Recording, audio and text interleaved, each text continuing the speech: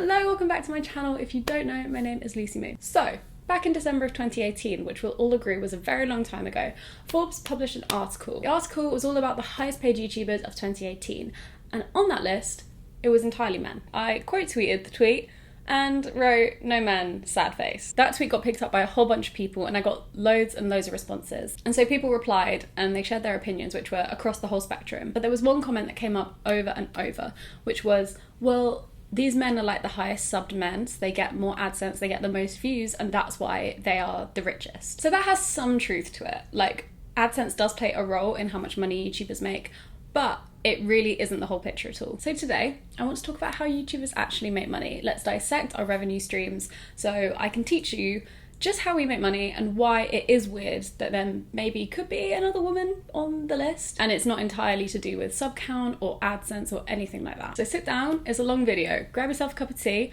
I'm going to explain to you all the ways in which YouTubers make money. So let's explain AdSense first of all. There's this kind of urban myth, and I think it does have a lot of truth to it, that to be a successful businessman, you need to have 5 revenue streams. So we're going to dissect YouTubers' main revenue streams. The first one being AdSense. So pre-roll ads are the ads that play during or before a video that you watch, usually the ones you skip after 5 seconds. They're also the 30-second ones. So when we hear about Adpocalypse, which happened in 2017, that was caused by advertisers pulling out of putting those pre-roll and mid-roll ads on YouTube videos because they'd seen media complaining about YouTube posting questionable content on their site and they just didn't want to be associated with it. So the service that runs all these ads gets the advertisers onto the platform and gets the ads on the YouTube videos and then pays the YouTubers the ad revenue is called Adsense. That is owned by Google. So back to Adpocalypse. If you've ever heard of CPM, CPM is the cost per milli, which I don't really understand what that means in real terms, but what it means for us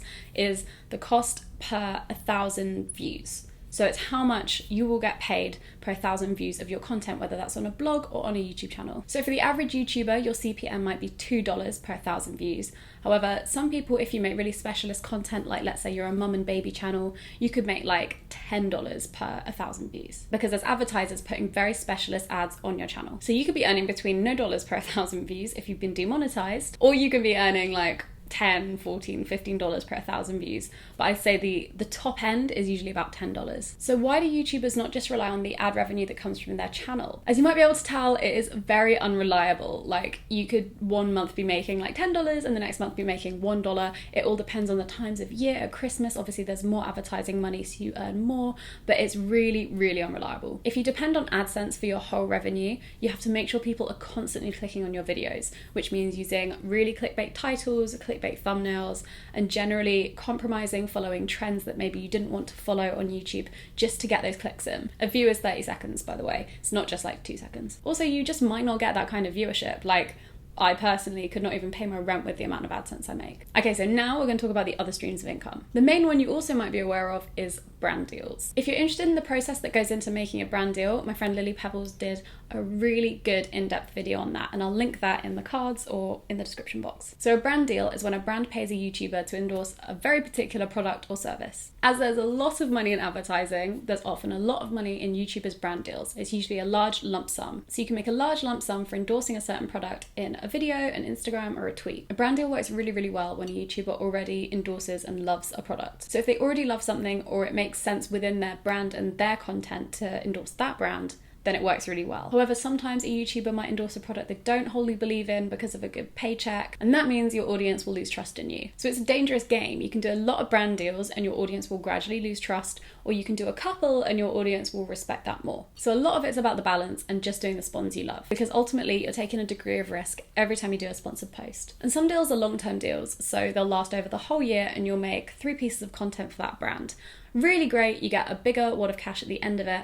However, you do have to wait till the end of making all of the content and then whatever their payment terms are to get that money. So whilst it looks like a really big sum on paper, you're getting paid that way later on in time. There's projects that I've been working on since January 2018 that I won't get paid for until March 2019. So brand deals, whilst an incredible source of income and often a large source of income, can be incredibly unreliable, and they also might damage the relationship between the YouTuber and the audience. So just like AdSense, most YouTubers don't like to rely on it as their sole source of income. It's also worth mentioning that a lot of the YouTubers at the top of the food chain are just too expensive for brands to work with. If you charge $500,000 for a post, like how many brands can actually afford that within their marketing budget? I personally doubt that the guys on the Forbes list did really more than 1 or 2 brand deals in the whole year. It will have contributed in a fair way to their income, but it won't have contributed that much. And now to merch. Buy my mug, please. Oh dear. So most YouTubers either have merch or have released merch in the past of their YouTube careers. YouTubers often work with a merch company who will manage the whole process of the merch making, from like the design down to the shipping and the stocking and making, everything. However, there are some smaller YouTubers who do it all themselves and ship from their house. And there's also YouTubers who bring it all in-house and actually hire people to do the merch for them, such as probably Jake and Logan Paul.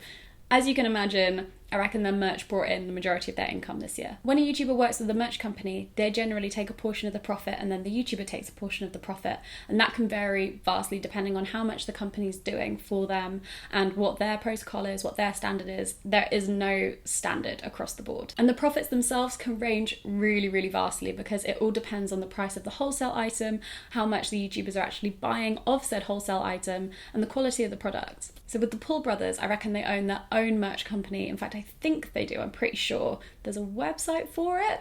But yeah, that will mean they take a much bigger portion of the profit. Merch can be very lucrative, especially if you're plugging it in every video. However, designing merch, doing regular drops, employing people, paying people a profit from the merch, that can all be incredibly time consuming and costly. I also think it's actually quite hard to make good merch that people actually want to continue buying. So if you've got that market, good for you, but it is sometimes quite a challenge. Okay, so that was the third stream of income. Now let's talk about fan funding. I would say the biggest example of fan funding is Patreon, but I think Google also has its own fan funding service now. But then also another big example is Twitch. Fan funding is a great way to regularly gain income. Fan funding, especially through Patreon, is a great way to gain a regular income because often people donate on a month-by-month basis. So they'll commit to donating X number of dollars a month towards you and your projects. And fan funding can be super lucrative. You can use it for a project you're working on or for just your regular income that just keeps you making stuff.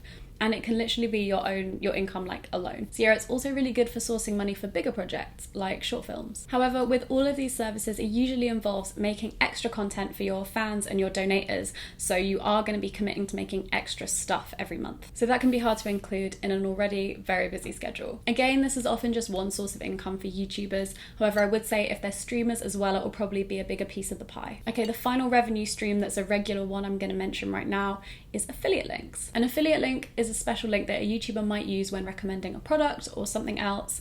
And basically when you click the link, it redirects you to the website where you're going to buy the thing. And if you do buy the thing, the YouTuber gets a small commission. But I must emphasize, it's only when you buy something. These are often used by fashion, beauty, and lifestyle bloggers because their content is very product focused. But I've even seen it used on like Bitcoin casinos. Like you really, you can affiliate link anything. Chances are pretty much every YouTuber you watch uses affiliate links, whether that's to recommend the chair they're sitting on or the glasses they're wearing. For some, it's a huge source of income, but you do have to get a lot of click-throughs and you have to have a buying audience. If you recommend a product that really resonates with your audience, you might make a high income through affiliate links.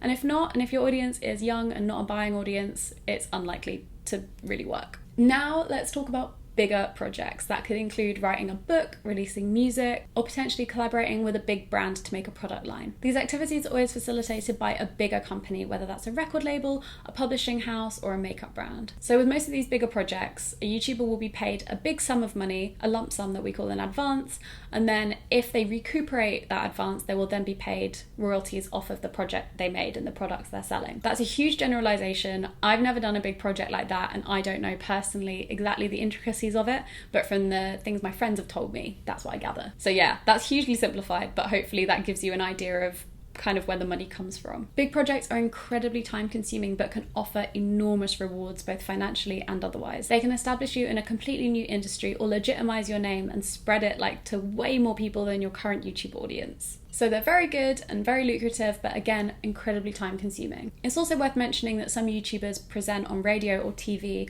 I would say that that's kind of similar to these bigger projects, but they'll get paid monthly as opposed to in a big lump sum. Another big source of income is appearances. This is a kind of blurry category. I've included a lot of stuff in here, but I'd say stuff like convention appearances, going on tour, speaking on panels that are like business panels, or even a white collar boxing match. Again, these events often offer big payouts because 1, the audience is paying to attend the thing, and 2, the YouTuber's name is drawing more people to the event than would otherwise go. However, the bigger the event, the more work the YouTuber has to put in. So if you're not down to train for 6 months before you fight, that's not going to happen. Let alone the amount of energy it would take planning a whole tour and getting together a whole team. And the final revenue stream is when a YouTuber starts up their own company. And it's often offering a completely different type of service that isn't necessarily directly connected to the YouTuber themselves. So for example, PewDiePie built an app. I think it's a game app, and I imagine that was a huge source of his revenue for the whole of 2018. Jeffree Star has his own cosmetics company. Markiplier and Jacksepticeye started an athleisure brand together. And these guys are some of the really big earners on the Forbes list. Many YouTubers start their own companies once they hit a certain point in their careers.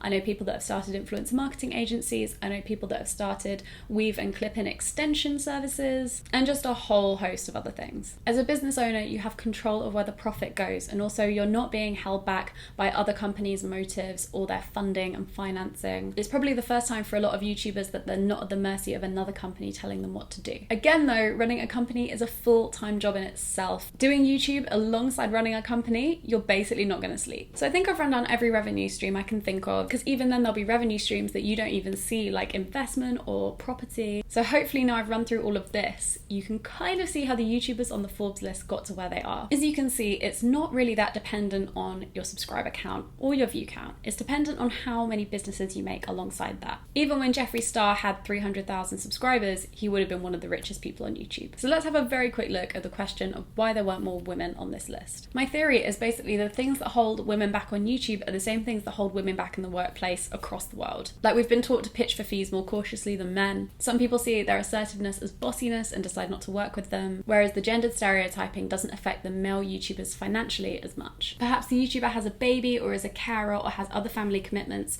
so just doesn't have time to invest in starting a new business or taking on another big project. And generally, the female YouTubers are paid less for an appearance or a brand deal than their male counterparts who are doing exactly the same appearance or brand deal. And obviously it's down to a lot of factors, many of them I don't know and I can't understand. But yeah, I just wanted to outline that when it comes to YouTube, the amount of money you make isn't that connected to how many subscribers you have or how many views you're getting. It's much more complicated, but I wanted to explain that to you because I think transparency aids understanding, and it'd be cool if you understand how we do our job. I hope you enjoyed this video. If you did, please give it a like or share it. And if you want more videos from me, then subscribe. I'm currently making a video every other day in January because I'm ridiculous. I make videos about fashion, beauty, lifestyle, and like everything in between. And leave a comment letting me know why you think the Forbes article had no women on it, or just what you think about the Forbes article in general. If you haven't even read the Forbes article, I'll link that too. So thank you so much for watching. I will see you in my next video.